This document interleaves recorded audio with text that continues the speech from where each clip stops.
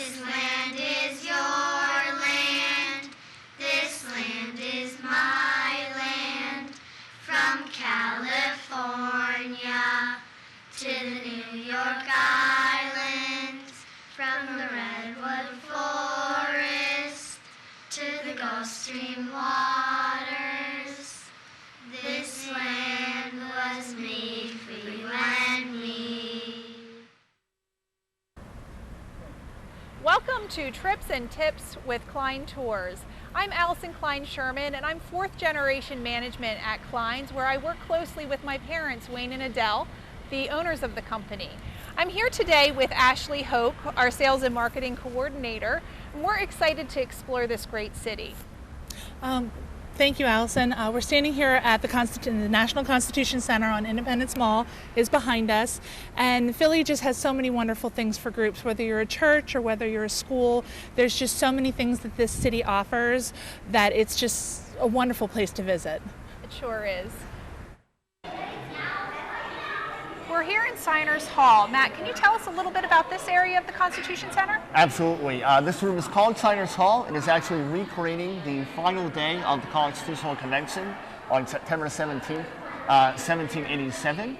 And we have 42 life-size bronze statues of all the men who were there on that final day. 39 of them are signers, and then we have the three dissenters who we're standing with right now. And they actually chose not to sign the Constitution because there was a lack of a Bill of Rights. Wow. It really is amazing and spectacular to see all of these statues here in this room and see what it might have been like that day. Absolutely. Some of the notable men in the room include George Washington, who was the presiding officer on the convention, Benjamin Franklin, who was at the extraordinary age of 81 years old, wow.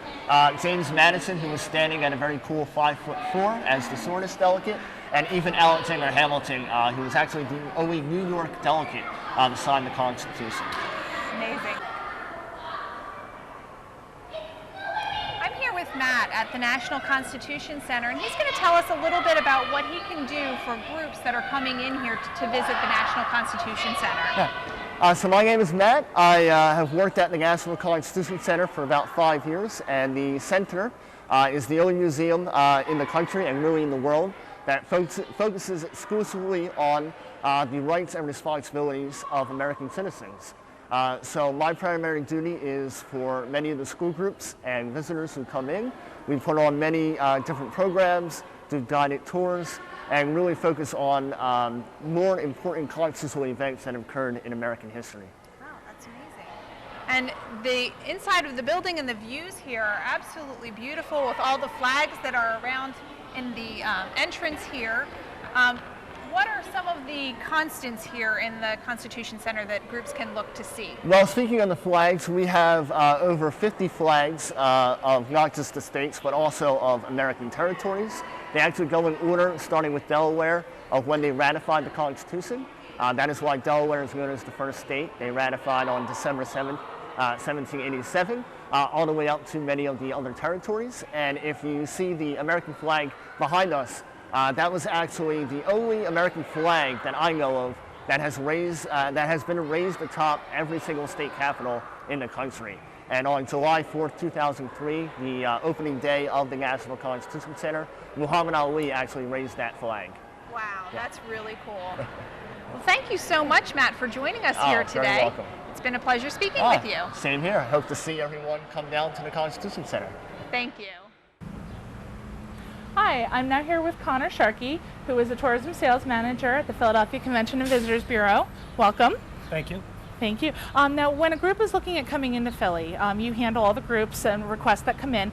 Can you tell us why larger groups should come to you first when looking at the area? Well, the Philadelphia Convention and Visitors Bureau is the official marketing agency for groups and international travelers. Okay. What my specific job is, we help you plan your groups, okay, visits.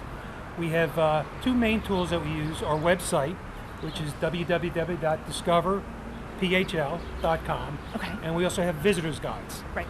They're printed in 7 different languages and can be ordered online, or you can just call me up. What I do is I kind of do some of the legwork for your group visits. Okay. I can help connect you with hotels, restaurants, attractions, transportation, you name it, anything Philadelphia. That's my primary job. One-stop shopping. Just to make your trip a lot easier when planning a group and bringing it to Philadelphia. Okay, wonderful. Can you tell us a little bit about some of the stuff that Philly has going on? I know the Pope's coming in. Oh yeah, that's the biggest thing. The Pope is coming in September 26th through 28th, and he's expected to do Mass on our Benjamin Franklin Parkway. Okay. He's coming in association with the World Meeting of Families, which meets once every 4 years. It's the first time that conference will meet in the U.S., and it's in Philadelphia. Wow. It's the first time the Pope will be in the U.S., and he's coming to Philadelphia. Nice. That's an honor. Yeah, oh yes it is. We're expecting that to be quite a special event for us. Wonderful. Now, if there's a large group that's looking at coming in, what kind of steps would you help them with to get their events planned and where to stay and things like that? Well, if the first step is usually getting a hotel room. Okay. So a tour operator or group leader that's bringing a group in can call me up, and I can set them up with a couple of hotels that'll give them quotes for their business. Perfect. Once we get the house set, then we usually set the attractions, the restaurants, the museums, the theater, whatever else they plan. And I have the contacts to make their work a little easier. Wonderful. So we all like it when we can make our work nice and easy and streamlined. That's what I'm here for. Perfect. Well, thank you so much, Connor, for joining us today. Okay. Hi, I'm Ashley Hoke, Sales and Marketing Coordinator at Klein Transportation, and I'm here with Jim Corrado. He is the President and CEO of the Independence Visitor Center here in Philadelphia. How are you this morning? Good, Ashley. I'm fine, thank you. Very good, thank you. Now, can you tell us a little bit about the Visitor Center here, why it's important for visitors to stop here, to make this their first stop when they come to Philadelphia? Sure. Well, that's really our mission. Our mission is to help visitors to the city of Philadelphia and the region really enjoy their time here, and in order to enjoy it, they need to know everything that is going on. We have so many wonderful attractions. We're down here in the historic area, so right outside our window is Independence Hall, where our nation was born, right across the street from the Liberty Bell, and there are a dozen or more other attractions right here in this area. But beyond this area, we have wonderful museums, we have a wonderful zoo, we have great different attractions out in the suburbs, so we're here to promote all of those. And we have a lot of people who come to Philadelphia who don't necessarily know all that we have to offer, so our job is to let them know that, and then they can enjoy their time here in the city. We try to make it a very seamless process. We have information. We have a wonderful staff of visitor services representatives who work with folks.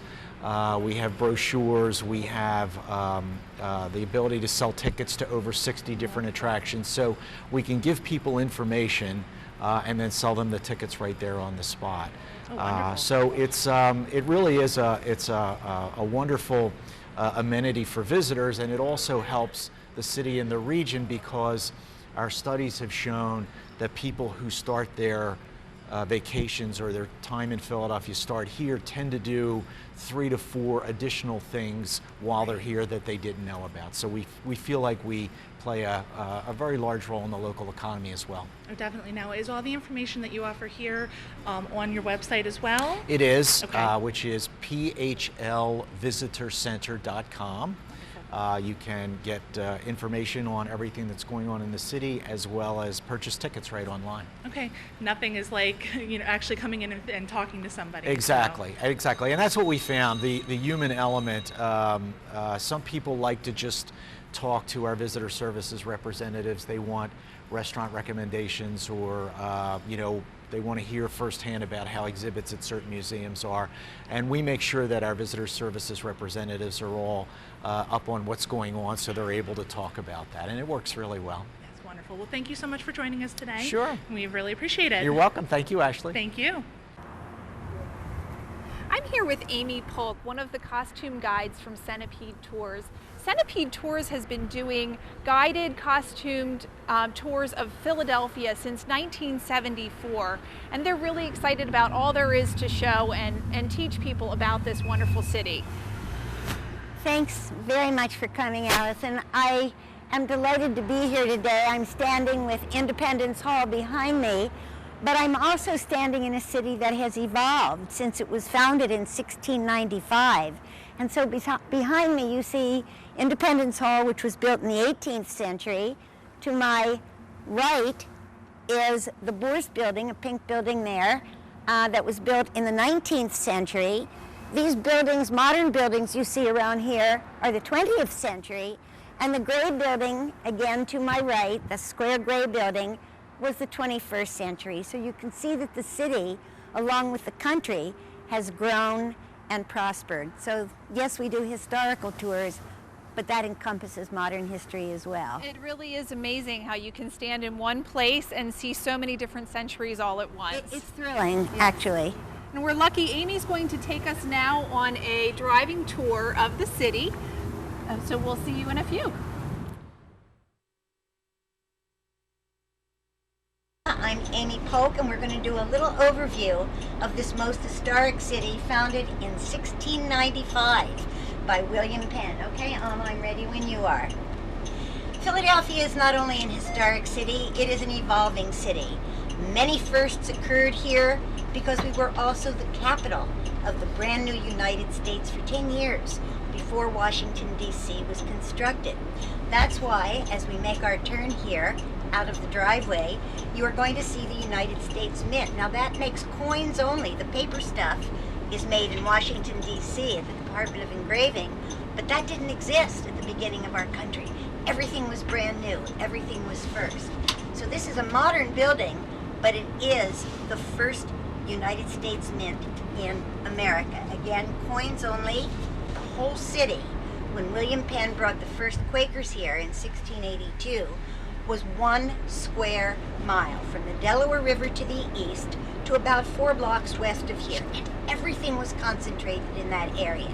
Shops, houses, eventually schools, many, many churches, because Philadelphia was founded on the principle of religious equality, and it was founded by the Quakers, a new religion who believed in pacifism and equality for all. An absolutely crazy idea in the 18th century. They were kind of the first flower children. The next light we're going to turn, and I want you to look behind me and pretend you can see the river.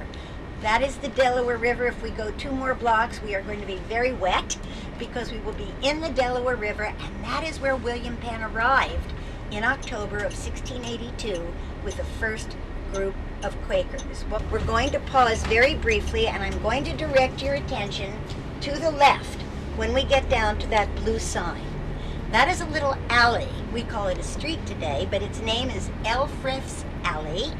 And believe it or not, it is the oldest continuously residential street, not just in Philadelphia, but in the country. And this will give you some idea of the housing situation in colonial Philadelphia. If you look at this blank wall on the end, you look at the top where the roof, the chimney goes up, there's a vertical line. That's the living space between the vertical line and the street. Behind that is a garden. Each little teeny house, about 15 feet wide, had a garden so they could be self-sufficient, and they were right next to the Delaware River. Today that street is still inhabited. That's what makes it important.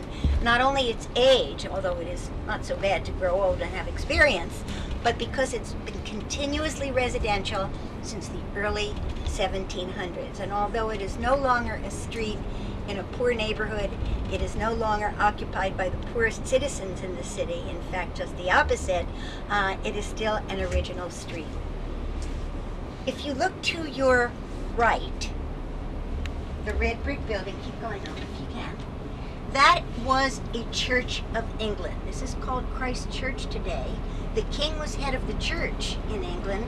He was head of everything, but particularly head of the church. Well, after the Revolutionary War, we don't have a king, and we're not allowed to have our president be the head of a religion. That goes against our Constitution. This became an Episcopal Church, a direct descendant of the Church of England. It has not missed a service in over 300 years. First as a Church of England, and today as an Episcopal Church. It is open to the public, and it is absolutely gorgeous. A perfect example of 18th century church art. Now this is Market Street. This is our main east-west street.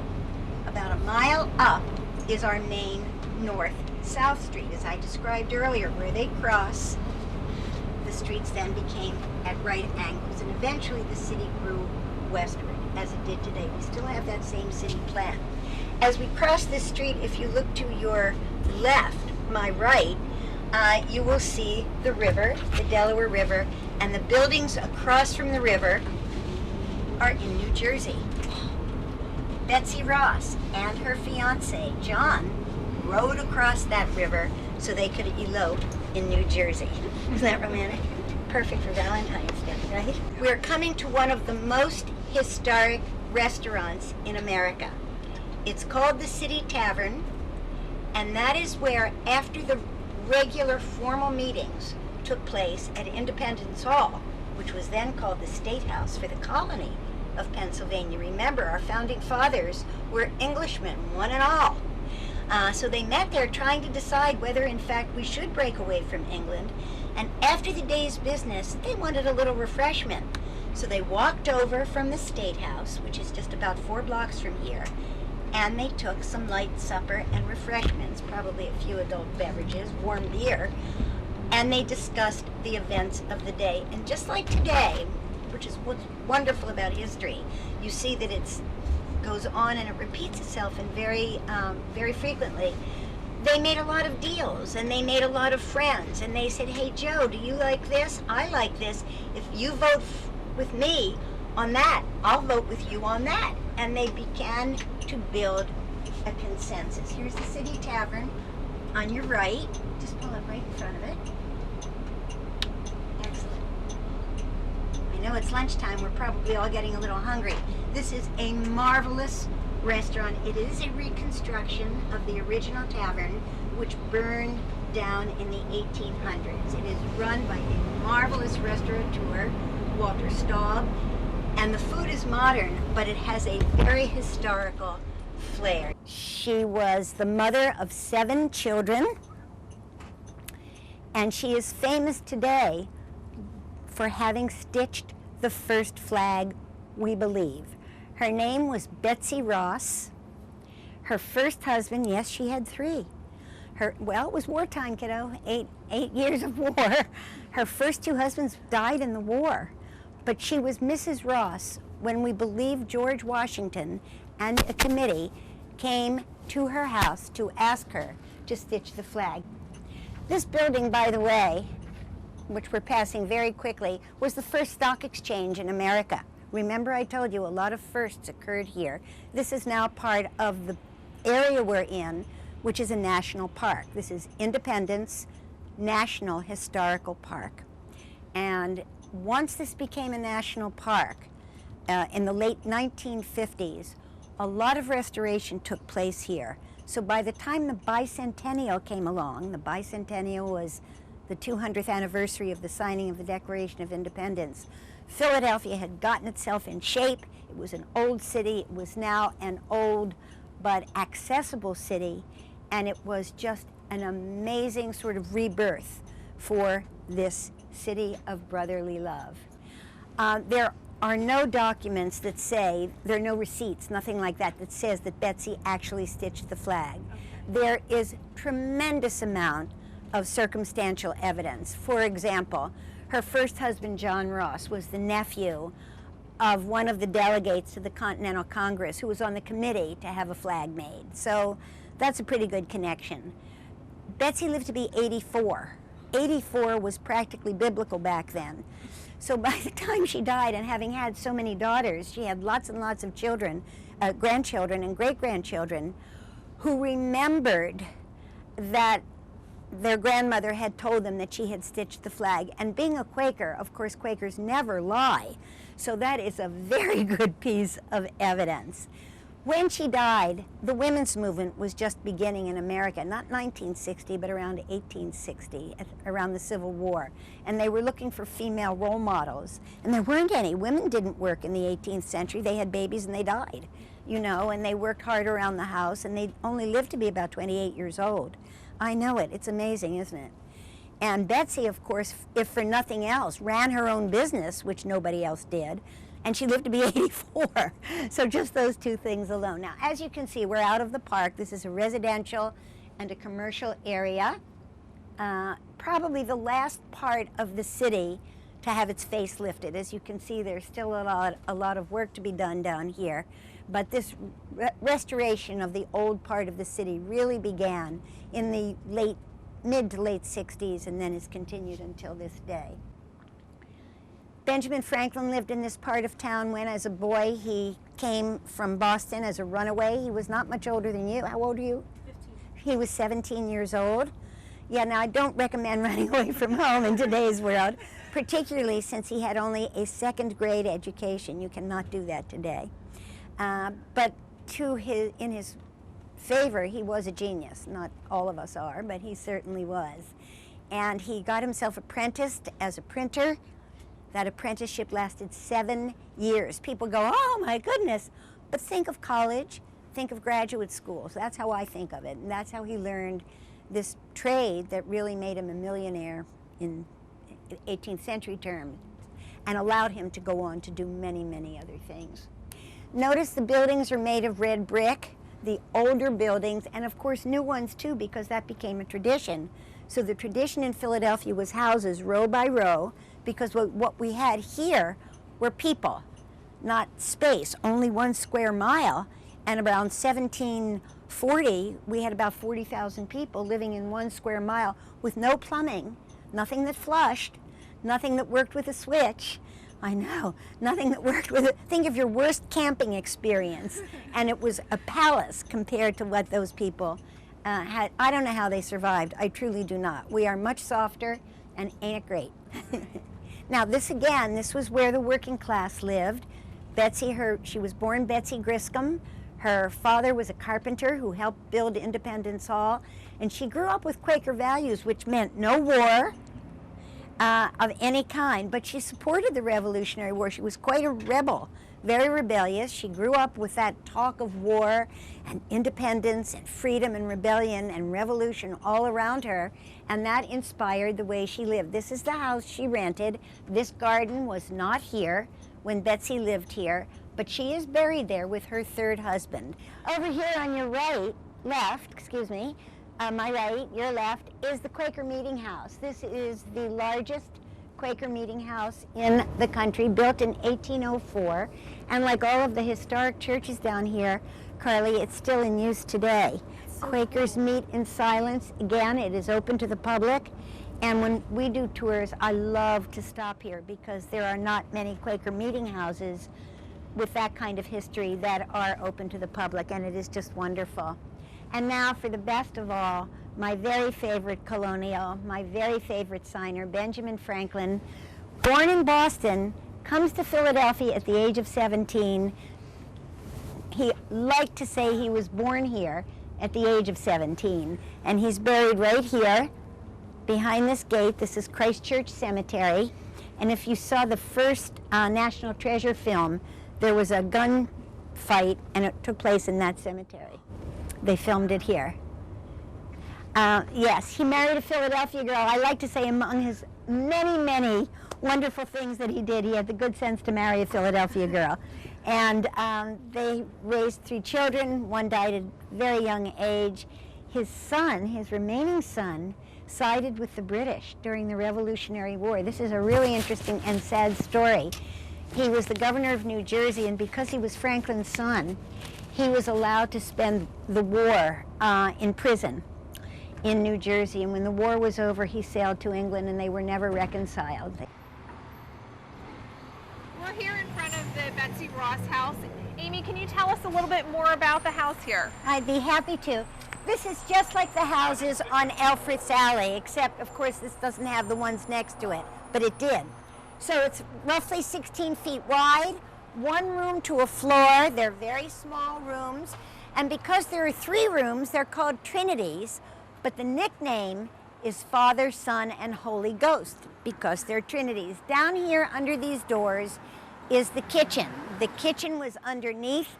It had the largest fireplace. The heat rose, remember, no central heating, and it kept the rest of the house warm. And this is where Betsy lived for a time. She never owned it. She never owned a house. She was too poor.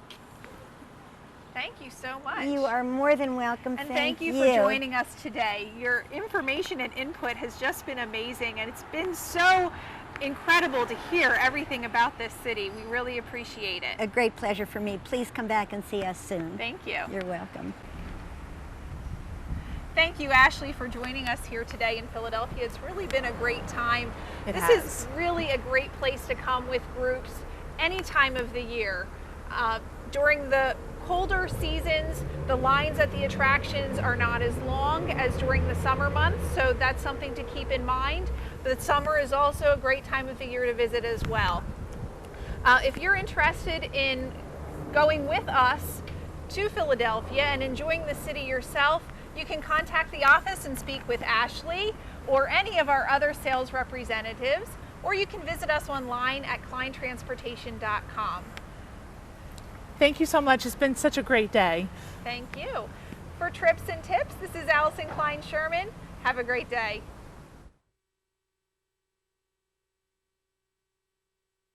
Okay, we are approaching the Geographic Center of Philadelphia, the 6th largest city in America. 2 blocks from here and 1 block over is where the 2 main streets meet. And about 20 years ago, we moved our convention center to be closer to the center of town. In fact, I can't remember exactly the date, but I know that Vice President Al Gore cut the ceremonial opening ribbon. Today, it is a place where conventions come from all over the world, and the most important event there, in my opinion, and the most spectacular, is the Philadelphia Flower Show, produced by the Pennsylvania Horticultural Society, the oldest horticultural society in America. And as a matter of strict fact, Mary Klein brought the first tour group of Klein Bus Company to the Philadelphia Flower Show. It is always the first weekend in March. This year the theme is cinema, so it should be absolutely spectacular. It's a long day, wear good shoes, but it is absolutely worth it, especially at the end of winter when we're so tired of a day like today.